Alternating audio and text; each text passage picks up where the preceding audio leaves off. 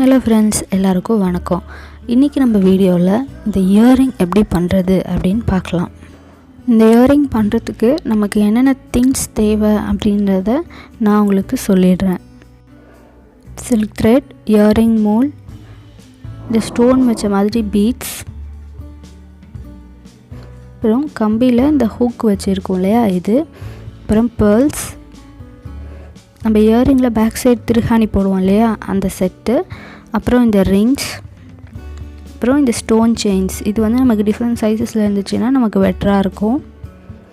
Clue. So இப்போ நம்ம வீடியோக்குள்ளே போகலாம். ஸோ ஃபர்ஸ்ட் நான் வந்து ஒரு ஃபோட்டோ ஷீட் எடுத்துக்கிறேன்.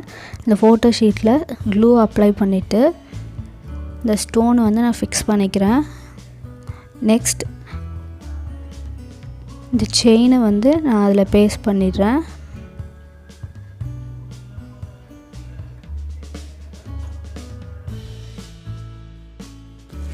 இப்போது நான் செயின் பேஸ்ட் பண்ணதுக்கப்புறம் இதோட லுக் இப்படி இருக்குது. இதுக்கு மேலே இன்னொரு லேயர் நான் வந்து இந்த ஸ்டோன் வச்ச செயின்ஸ் வந்து நான் பேஸ்ட் பண்ணிக்கிறேன். இப்போது நான் இந்த இயரிங் மோல்டோட உள் பக்கத்தில் இந்த த்ரெட்டை வந்து பேஸ்ட் பண்ணிவிட்டு இப்போ சென்டரில் ஒரு ஹோல் இருக்கு இல்லையா அது உள்ளே விட்டு நான் எடுக்க போகிறேன். உங்களுக்கு புரியணுன்றதுக்காக நான் இதை வந்து ஸ்லோ மோஷனில் காட்டியிருக்கேன்.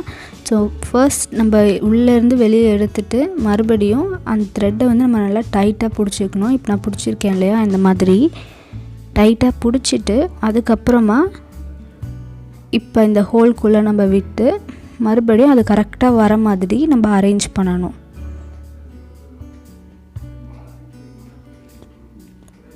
இப்போது நான் ஃபுல்லாக வந்து இதை முடிச்சிட்டேன். இப்போ இதோட லுக் இப்படி தான் இருக்குது. இப்போ நான் இதில் இன்னொரு கலர் ஆட் பண்ண போகிறேன். அதுக்கு நான் இந்த லைட் சாண்டில் கலர் த்ரெட் எடுத்திருக்கேன். இதை வந்து நம்ம முன்னாடி பண்ண த்ரெட் மாதிரி ரொம்ப பெருசாக வைக்காமல் ஒரு 4-5 ஸ்ட்ரிங்ஸ் மட்டும் இருக்க மாதிரி வச்சுக்கிட்டா போதும். இப்போ அதே மாதிரி நான் வந்து இந்த லைட் சாண்டில் கலர் த்ரெட்டையும் இது உள்ளே வந்து பேஸ்ட் பண்ணிக்கிறேன். பேஸ்ட் பண்ணிவிட்டு சேம் நம்ம முன்னாடி பண்ண மாதிரியே தான், பட் நான் வந்து இதில் கொஞ்சம் கேப் விட்டு நான் வந்து இந்த த்ரெட்டை வந்து ஃபுல்லாக சுற்றிருக்கேன். இப்போ உங்களுக்கு நான் இப்போ சுற்றி காட்டுறேன். இப்போ உங்களுக்கு பார்த்தா புரியும்.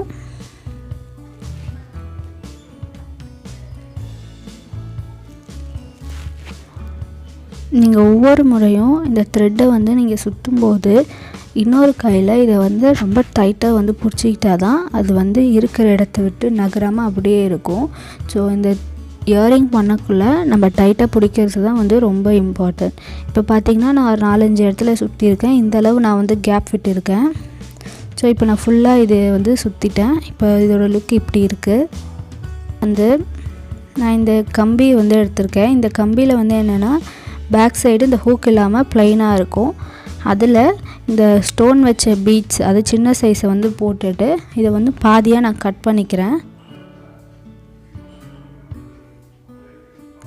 கட் பண்ணிவிட்டு இதை வந்து நான் அப்படியே மடித்து விடுறேன். ஏன்னா அப்போ தான் அந்த ஹோலில் நம்ம வந்து அந்த கம்பியை வந்து நம்ம கோர்க்க முடியும். ஸோ இப்போ நான் இந்த ஹூக் வச்சுருக்க மாதிரி இருக்க கம்பியை எடுத்துக்கிறேன். இந்த கம்பியில் இப்போ நம்ம செஞ்சு வச்சுருக்க பீட்ஸை வந்து நம்ம கோர்த்துக்கலாம். கோர்த்ததுக்கப்புறம் இதை இப்படி தான் ஆடிட்டு இருக்கும். இப்போது நான் இந்த கம்பியில் இந்த ஒயிட் கலர் பீட்ஸ் இருக்கு இல்லையா இதை வந்து நான் போட்டுக்கிறேன். ஏன் இது போடுறோம் அப்படின்னா அப்போ தான் இந்த ஸ்டோன் வச்ச பீட்ஸ் வந்து நமக்கு கீழே இறங்கி அது தனியாக வந்து ஆடுறது தெரியும். அதுவும் இல்லாமல் இந்த ஜிம்கியில் போடக்குள்ளே இந்த கம்பி வந்து எந்த இடத்துலையும் ஆடாமல் ஒரே இடத்துல ஃபிக்ஸ் ஆகிருக்கும். ஸோ இப்போ நான் ஜிம்கியில் வந்து போட்டுட்டேன். இப்போ பார்த்திங்கன்னா இந்த ஸ்டோன் வச்ச பீட்ஸே நான் ஒரு பெரிய சைஸ் எடுத்துகிட்டு இதை வந்து நான் இந்த கம்பியில் ஜிம்கியோட மேல் பக்கத்தில் வந்து இதை நான் கோர்த்துக்கிறேன். போட்டுட்டு அந்த கம்பியை வந்து நான் இப்படி க்ளோஸ் பண்ணி விடுறேன். இப்போது நம்ம ஃபோட்டோ ஷீட்டில் ஸ்டோன்ஸ் பேஸ்ட் பண்ணி வச்சுருந்தோம் இல்லையா அதை வந்து நம்ம கட் பண்ணி எடுத்துக்கலாம். அது கட் பண்ணக்குள்ளே கொஞ்சம் பார்த்து கட் பண்ணணும்.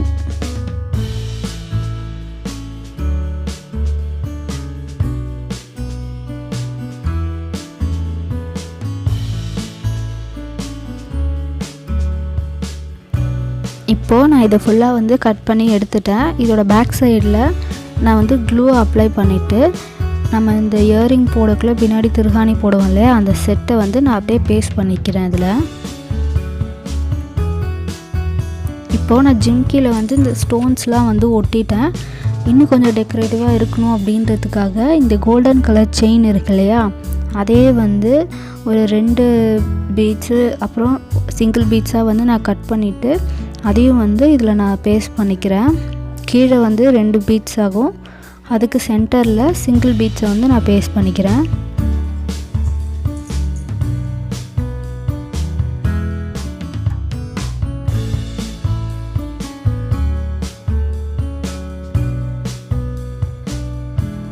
இப்போது நம்ம இந்த ஸ்டோன் வச்ச பீட்ஸ் ஃபிக்ஸ் பண்ணியிருக்கோம் இல்லையா, அதை சுற்றி இந்த கோல்டன் செயினை வந்து நான் பேஸ்ட் பண்ணிக்கிறேன்.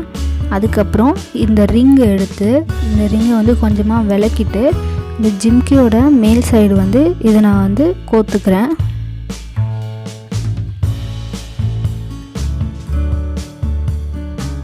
இப்போது நம்மளோட ஜிம்கி வந்து ரெடி ஆயிடுச்சு.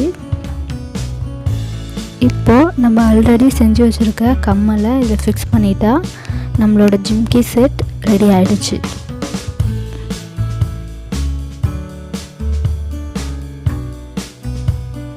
ஸோ இதுதான் நம்ம ஜிம்கியோட கம்ப்ளீட் லுக். நீங்களும் இதை உங்கள் வீட்டில் ட்ரை பண்ணி பாருங்கள். உங்களுக்கு இந்த மோல்டு வந்து கிடைக்கல, ஒரே ஒரு மோல்டு தான் இருக்குது அப்படின்னா அதையும் வந்து வீட்டிலே எப்படி செய்கிறது அப்படின்றத நான் உங்களுக்கு போடுறேன். அந்த வீடியோ வேணும்னா நீங்கள் கமெண்ட் செக்ஷனில் சொல்லுங்கள். தேங்க்யூ.